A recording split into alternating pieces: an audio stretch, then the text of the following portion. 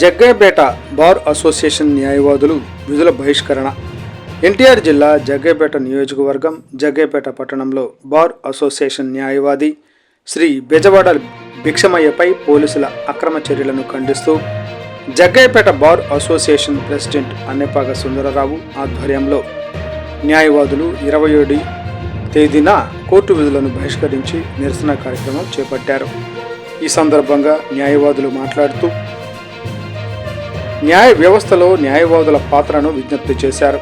ఈ కార్యక్రమంలో అన్నెపాక సుందరరావు, బొత్తుల వెంకటరామయ్య, ఎర్రమాసు ధనంజయుడు, రాయపూడి శ్రీనివాసరావు, పసుపులేటి సత్య శ్రీనివాసరావు, ఎం కృష్ణయ్య, ఎం ఆంజనేయులు, కె శ్రీనివాసరావు, రావూరి ప్రసాద్, పోలా నాగరాజు, దాసరి నాగేశ్వరరావు, జగత్ జీవన్ రావు, కరిసే రత్నబాబు, శ్రీధర్, అశోక్, శేషకుమారి, అమ్ములు తదితరులు పాల్గొన్నారు.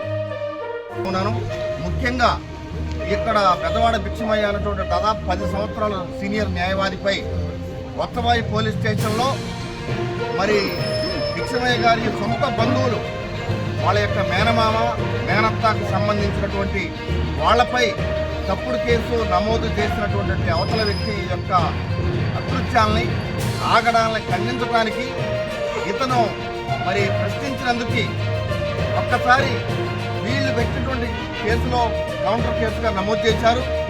వాళ్ళ బావగారు ఇచ్చినటువంటి కేసును కూడా మొత్తమా ఎస్ఐ గారు ఉద్దేశపూర్వకంగా ఆ పేపర్ను చించివేసి మళ్ళీ 354B పరంగా అంటే కొత్తగా వచ్చినటువంటి బిఎన్ఎస్ఎస్ యాక్ట్ పరంగా 76 బిఎన్ఎస్ యాక్ట్ ప్రకారం అంటే సెషన్స్ కేసు వచ్చేటట్టుగా కేసు నమోదు చేసి దాదాపు 5 రోజుల నుంచి మా పొద్దుపూట 9 గంటల నుంచి రాత్రిపూట 12 గంటల వరకు అడ్వకేట్తో సహా అంటే కుటుంబ సభ్యులు మొత్తం 5 మీద 4 మీద పెట్టారు.